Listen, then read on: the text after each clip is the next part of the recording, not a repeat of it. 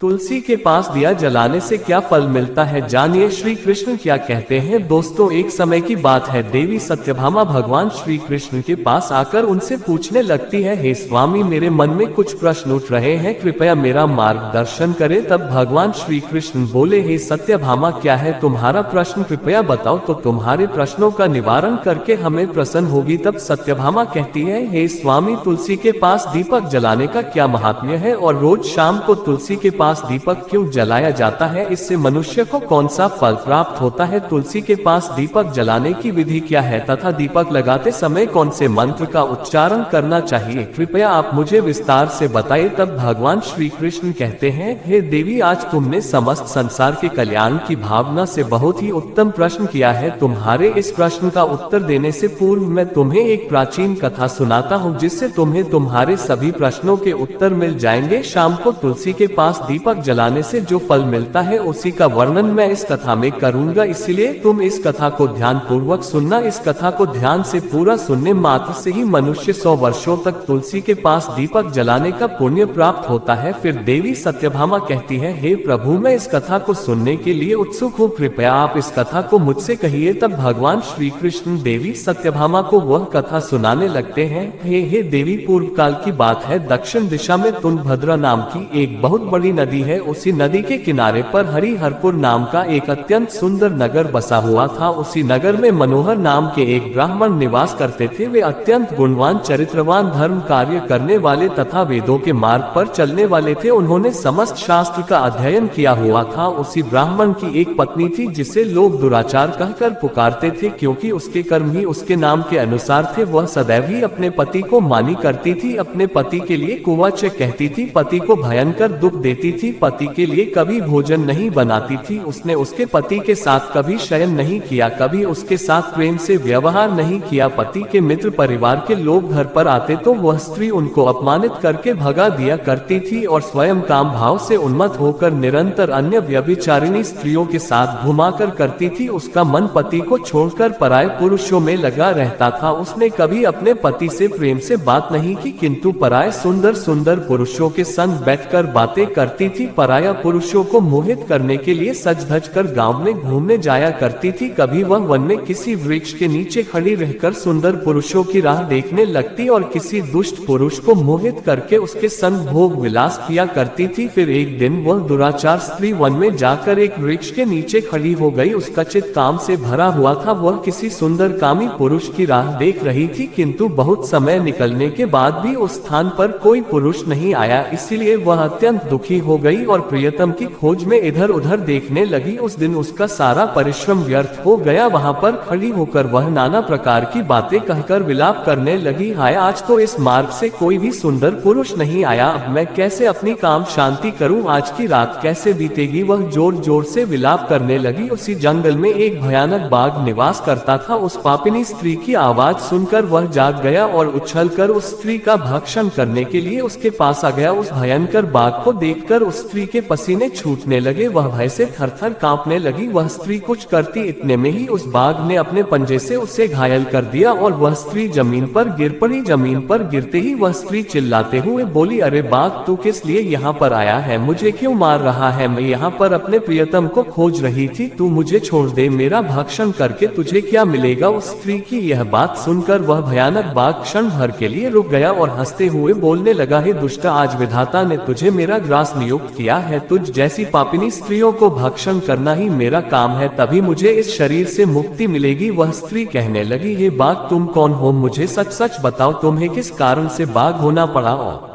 तुम मुझ जैसी स्त्रियों का भक्षण क्यों करते हो, पहले मुझे सारी बात बताओ और फिर मेरा भक्षण करो। फिर वह बाघ कहने लगता है, हे पापिनी, मैं तुझे मेरे पूर्व जन्म का वृतांत सुनाता हूँ, किस कारण से मुझे बाघ होना पड़ा। पूर्व काल में दक्षिण देश में एक नदी थी। उस नदी के तट पर एक नगरी बसी हुई थी। उसी नगरी में मैं निवास करता था। मैं एक ब्राह्मण का पुत्र था और नदी किनारे बैठकर यज्ञ आदि कार्य किया करता था। मैंने उस जन्म में अनेक पापियों के लिए यज्ञ किए। उन पापियों के घर का भोजन किया, मैंने धन के लोभ से अनेक पापियों के लिए कार्य किए। जिन वस्तुओं का दान ब्राह्मण को नहीं लेना चाहिए उन वस्तुओं का दान भी मैंने ग्रहण किया और दूसरों से धन लेता था लेकिन कभी वापस नहीं करता था। इस प्रकार से पाप करते हुए मुझे बहुत साल बीत गए और मैं बूढ़ा हो गया। मेरे बाल सफेद हो गए, आंखें सूज गई, मुंह के सारे दांत गिर गए, लेकिन फिर भी मेरी दान लेने की आदत नहीं छूटी और मैं पाप करता गया। फिर एक दिन में धन के लोभ से नदी किनारे गया और अन्य धूर्त ब्राह्मणों के साथ मिलकर हमने लोगों को ठगा। झूठे मंत्र वचन बोलकर हमने बिना विधि किए ही देवी देवताओं का पूजन किया और बहुत सारा धन दान में ले लिया। फिर उसी स्थान पर एक बीमार कुत्ते ने मेरे पैर में काट लिया और मैं मूर्छित होकर गिर पड़ा। उसी क्षण मेरे प्राण चले गए। फिर यम के दो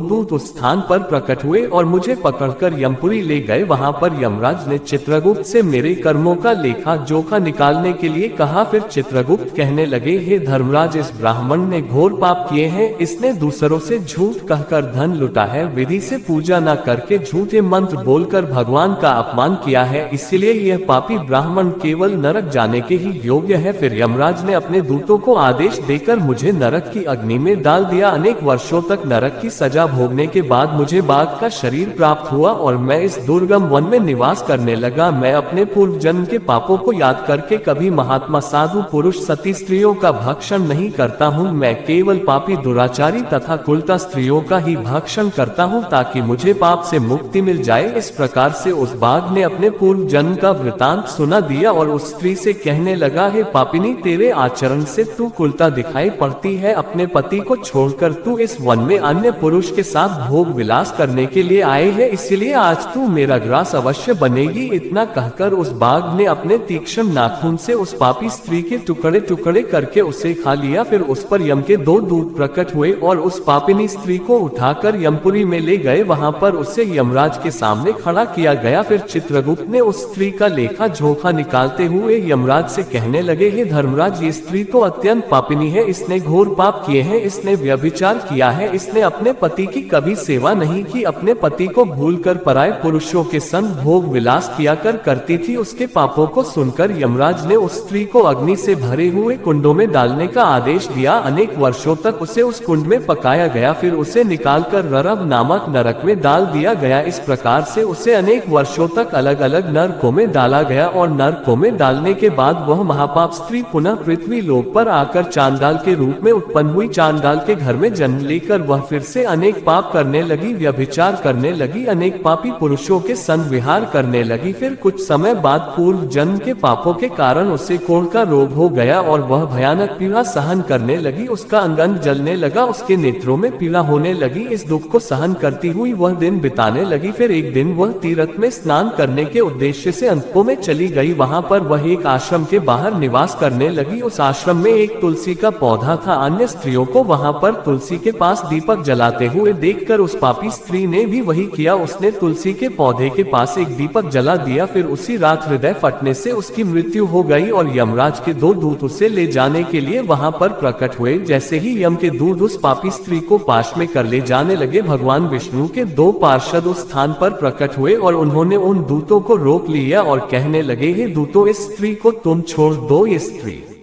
नरक जाने के योग्य नहीं है। तुम किसके आदेश से ऐसा अधर्म कर रहे हो? फिर यम के दूत कहने लगे, हे पार्षदों, हम यमराज के आदेश से इस पापी स्त्री को उठाकर ले जा रहे हैं, किंतु आप हमें किस कारण से रोक रहे हो? ये स्त्री अत्यंत पापी है, इससे नरक में ले जाने की आज्ञा मिली है। फिर पार्षद कहने लगे, हे दूतों, ये स्त्री तो विष्णु भक्त है, यह नरक जाने के योग्य नहीं है। इसने शाम को तुलसी के पास दीपक जलाया है, इसी कारण से इसके समस्त पाप नष्ट हो गए हैं, इसलिए अब यह नरक जाने के योग्य नहीं है, ये स्वर्ग जाने की अधिकारी बन चुकी है। पार्षदों की बात सुनकर उन दूतों ने उस स्त्री को उसी स्थान पर छोड़ दिया और यमलोक लौट गए। वहां जाकर उन्होंने यमराज को सारा वृतांत सुना दिया। फिर भगवान विष्णु के पार्षद उस स्त्री को दिव्य विमान में बिठाकर स्वर्गलोक ले गए। भगवान श्री कृष्ण कहते हैं, हे देवी सत्यभामा, इस प्रकार से तुलसी के पास केवल दीपक जलाने मात्र से ही मनुष्य के सभी पाप नष्ट हो जाते हैं। जो स्त्री नित्य शाम को तुलसी के पास दीपक जलाती है वह सौभाग्यशाली बनती है, उसके पूर्व जन्मों के सभी पाप नष्ट हो जाते हैं, उससे सुख समृद्धि की प्राप्ति होती है। रोज तुलसी के पास दीपक जलाते समय इस मंत्र का उच्चारण करना चाहिए। तुलसी देव्य च विद्महे विष्णु प्रियाय च धीमहि तन्नो वृंदा प्रचोदे। श्री कृष्ण कहते हैं, हजारों अमृत के घड़ों से नहलाने पर भी श्री हरि को उतनी तृप्ति नहीं होती जितनी वे मनुष्यों के द्वारा तुलसी का एक पत्ता चढ़ाने से प्राप्त करते हैं। 10,000 गोदन से मानव जो फल प्राप्त करता है वही फल तुलसी पत्र के दान से पा लेता है। जो मृत्यु के समय अपने मुख में तुलसी पत्र का जल पा जाता है वह संपूर्ण पापों से मुक्त होकर श्री कृष्ण के धाम जाता है। दोस्तों, सनातन हिंदू धर्म में तुलसी के पौधे का महत्व सबसे अधिक है। इसकी सबसे पहले पूजा भगवान विष्णु जी ने की थी। श्री हरि कहते हैं, जिस प्रकार से देवी लक्ष्मी से वैकुंठ को ऐश्वर्य प्राप्त है, उसी प्रकार से वैकुंठ में तुलसी के कारण ही पवित्रता प्राप्त है। पृथ्वी लोक पर जिस स्थान पर भी तुलसी का पौधा होगा उस स्थान पर कभी बुराई का वास नहीं होगा, ऐसा स्थान सबसे अधिक पवित्र होगा। इसी कारण से हमें हमारे घर में तुलसी का पौधा अवश्य ही लगाना चाहिए। तो दोस्तों, इस प्रकार से भगवान श्री कृष्ण ने तुलसी के पौधे के पास दीपक जलाने का महत्व बताया है। मित्रों, वीडियो अच्छी लगी हो तो हमारे YouTube चैनल को सब्सक्राइब और वीडियो को लाइक करके कमेंट में हर हर महादेव लिखना ना भूले, ताकि हम इसी तरह सनातन संस्कृति का प्रसार करते रहे। धन्यवाद।